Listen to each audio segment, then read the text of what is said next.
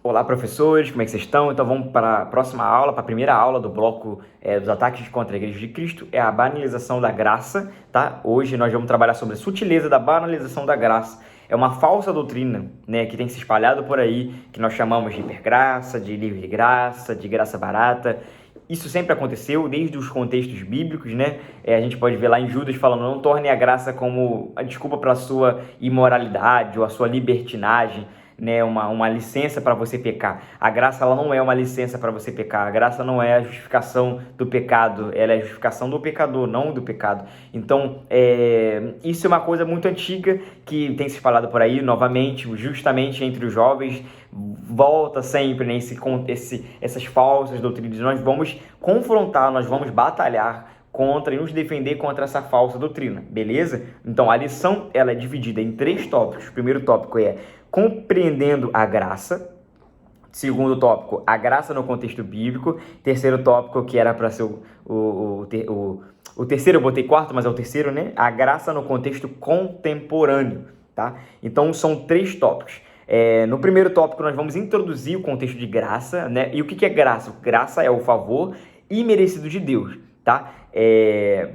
O que é um favor? As pessoas às vezes confundem graça como um presente, né? Tipo, beleza, tô te dando, por exemplo, fui lá na igreja ontem, comprei um caderno aqui, eu já tô fazendo merchan, um caderninho de devocional e dei pra minha esposa um presente pra ela, tipo, isso é graça? Tipo, não é necessariamente um presente, a graça seria isso, um presente físico, tipo um presente de aniversário. Não, a graça é mais por um favor. Tipo, quando minha esposa me pede, cara, você pode, por favor, lavar a louça pra mim? Você pode, por favor, levar o lixo fora? Você pode, por favor, ir ao mercado por mim?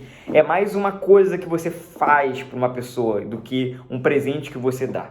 Beleza? É mais algo que você atua, uma capacitação, uma capacidade, uma capacitação, né? Um favor imerecido. Por isso que ela fala, por favor, tipo, eu não vou te pagar, eu não vou te dar nada em troca, mas você pode, só porque você me ama, fazer isso por mim? Tipo, então é exatamente isso. A graça é um favor de Deus, não é um presente necessariamente, algo que Ele dá pra gente. Tipo, te dei um mouse, te dei um presente. Não, é um favor, é algo que Ele se doa, tá?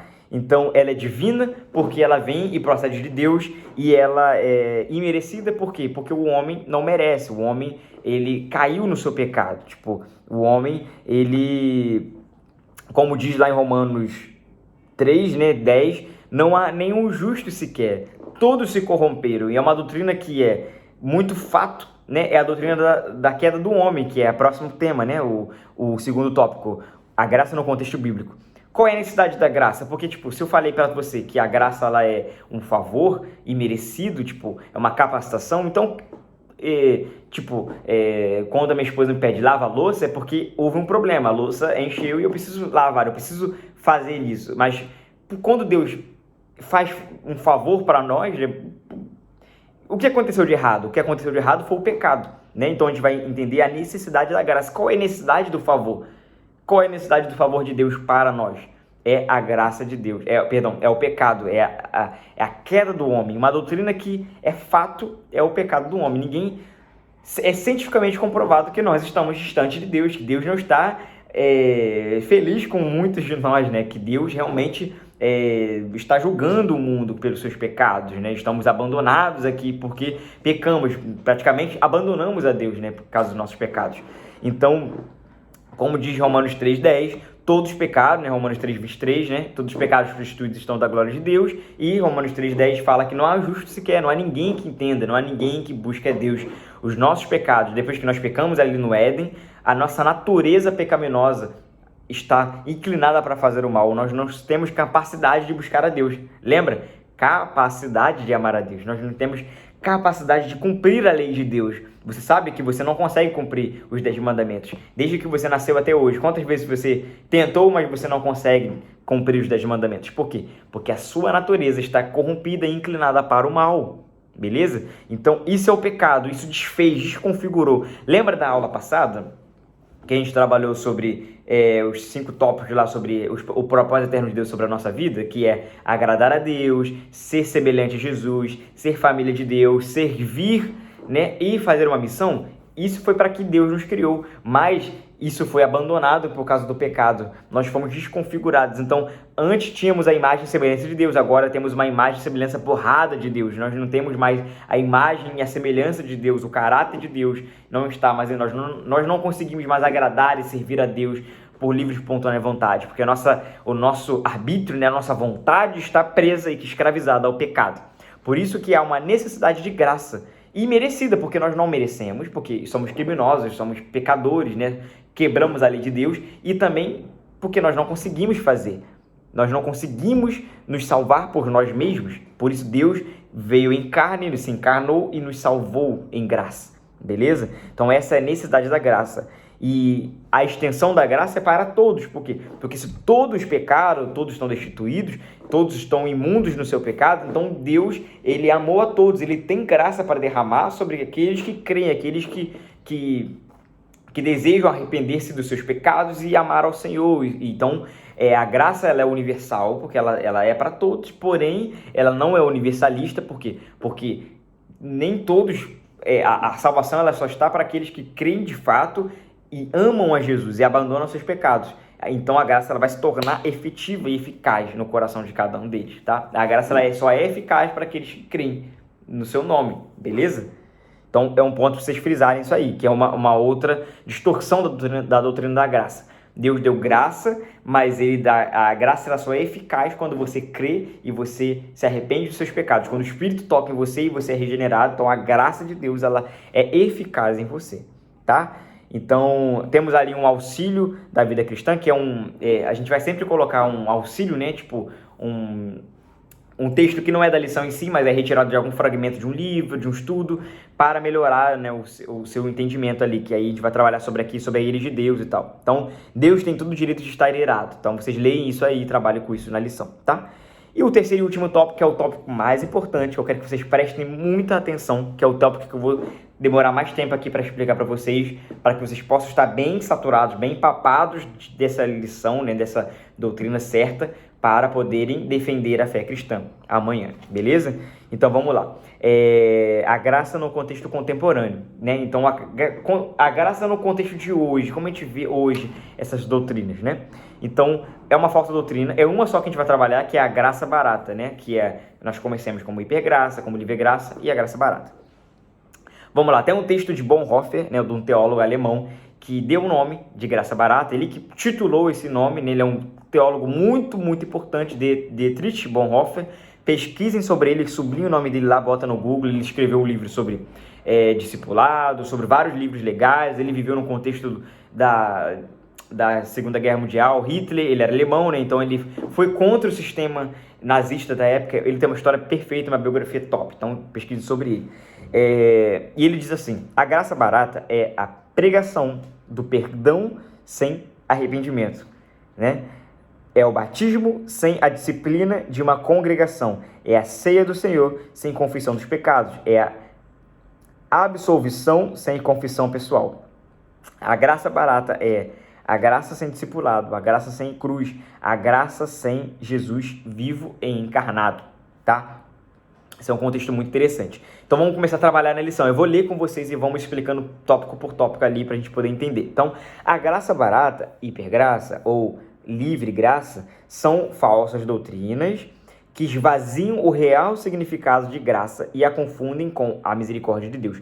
Então, a gente vai trabalhar duas confusões. A primeira confusão que as pessoas fazem, né, da hipergraça e tal, é confundir a graça de Deus com a misericórdia de Deus. E a gente vai entender agora por que essa confusão e o que significa isso. Na misericórdia de Deus, o que é misericórdia, né? Não recebemos o que merecemos, ou seja, somos poupados do castigo eterno de Deus. Então, na misericórdia, o que é misericórdia? É Deus nos poupar do castigo, tá? Todos pecaram, estão criminosos diante de Deus, merecem o juízo, merecem o castigo, e como a gente leu, né, como vocês vão ler, Deus tem todo o direito de estar irado conosco. Porém, Deus, ele agiu com misericórdia, que é poupar, que é retirar de nós o castigo dele. Ele não deu o castigo para aqueles que creem nele. Então, nesse ponto, então Deus é passivo nesse sentido. Tipo, ele não fez nada. Mas na graça, o que é a graça? Já na graça recebemos aquilo que nós merecemos. Não merecemos, perdão, favor de Deus, capacitação de Deus para sermos salvos. O que significa isso? Que na misericórdia ele não faz nada e na graça ele faz alguma coisa. Lembra que graça é um favor? Graça é um favor. Misericórdia é quando ele não faz, graça é quando ele faz. Então, graça é ativação, é a parte ativa de Deus, é a ação de Deus sobre nós, para que a gente possa, uma capacidade de Deus para a gente, para sermos salvos.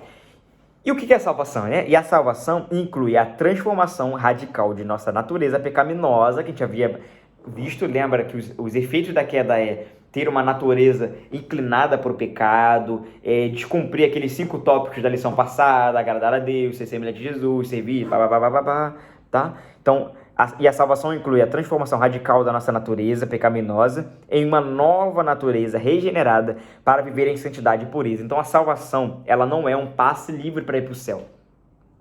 A salvação, ela é algo que nós nos tornamos, não algo que você ganha somente, é algo que você se torna. A salvação é ser de volta restituído para aquela imagem e semelhança que nós tínhamos lá no Éden. É voltar à nossa posição antiga lá do Éden. Entendeu? De comunhão com Deus, de ser imagem e semelhança de Jesus. Então não é um passe livre para você ir para o céu. Não, cara. A salvação, ela é algo que você se torna. Então por isso que é uma transformação radical do seu caráter. É a regeneração. Pesquisa essa palavra, regeneração. Tá? É o nascer de novo, é você mudar radicalmente a sua vida, tá? Pureza, santidade. A graça não é um ato passivo de Deus, onde ele nos capacita, onde ele apenas tolera os nossos pecados. Não! Ele não tolera os nossos pecados na graça. A misericórdia é algo que já passou, beleza, ele retirou de nós o castigo, mas na graça não. Não é uma coisa que ele tolera, não, ele age. A graça é um ato ativo de Deus, onde ele nos capacita sobrenaturalmente e imerecidamente para sermos semelhantes a Jesus. Então, na graça, ele não nos poupa. Não, na graça, ele nos capacita para sermos transformados à imagem e semelhança de Jesus. Essa é a confusão da hipergraça, da graça barata. É que eles creem, né, que lá na hipergraça, né, que tipo, beleza, recebemos graça e tipo, é como se fosse uma desculpa para pecar, meus pecados foram perdoados, tá tudo bem. Tipo, não, cara. Se a tua vida não está sendo transformada, então você não está recebendo a graça real de Deus, beleza? Se você olha para a vida de alguém e fala, eu estou debaixo da graça, mas tua vida está cheia de pecado, então, cara, você não está debaixo da graça, porque a graça de Deus, ela estimula você, ela te capacita para ser semelhante de Jesus. Sabe aquela incapacidade que você tem de buscar a Deus? Você não se sente incapaz? Você não se sente fraco? Cara, eu sou fraco, eu não consigo amar a Deus. Beleza, você não consegue, mas a graça é um favor imerecido para que você consiga amar a Deus. Entende? Então é isso. Portanto, se afirmarmos que estamos debaixo da graça e não estamos sendo transformados à semelhança de Cristo e convencidos pelo Espírito, dia a dia, a abandonar nossos pecados, certamente não estamos sob a influência da graça transformadora de Cristo. A graça, ela é transformadora. E se você não vive debaixo de uma vida de santificação gradual, então você não está debaixo da graça. Beleza? Então, por quê? Porque as pessoas confundem graça com misericórdia. Graça quer dizer que Deus está tudo bem, Deus me poupou, Deus tolera meu pecado. Deus não tolera o teu pecado. Ele está ativamente no teu pecado lá, querendo transformar o seu coração, se você se abre para a graça verdadeira e transformadora. Beleza? Então, a graça, ela é transformadora. Segundo tópico, outro erro comum da hipergraça, da graça barata e tal, é a confusão entre justificação e santificação. Deixa eu explicar para vocês, então. Entre justificação e santificação. É quando Cristo, a santificação, justificação eu não coloquei ali, eu não coloquei no ponto, vou melhorar ali. A justificação é quando Cristo absorve todo o castigo de Deus em nosso lugar e nos declara justos perante a lei de Deus, né? Não por nossos méritos, mas por nos unirmos a Ele em sua morte e ressurreição. Então, o que é justificação? É quando Jesus nos declara justos perante a lei de Deus. Beleza? Ele declara a gente justo pelos seus méritos. Quando ele morre na cruz, ele absorve toda a ira de Deus, o castigo eterno de Deus, né, sobre nós, e nos torna justos perante a lei de Deus.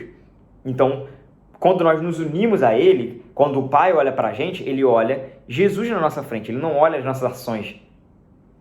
Isso é justificação. Quando o Pai olha para a gente, para julgar a gente, Ele vê as ações de Cristo, os méritos de Jesus, então Ele não nos julga. Então, isso é justificação, é nós sermos justos perante a lei de Deus. Mas justificação não quer dizer que estamos inocentes da lei de Deus, que nós não somos transformados, porque somos justificados, mas a nossa vida está cheia de pecado ainda. Nossa natureza ainda é pecaminosa. A gente crê em Jesus, fomos justificados, mas nossa vida ainda é pecaminosa. Então, a falsa doutrina crê que estamos perfeitos, estamos bem diante da lei de Deus porque nós fomos justificados, mas a salvação ela não para na justificação. A justificação ela só é uma porta para uma outra coisa que se chama santificação.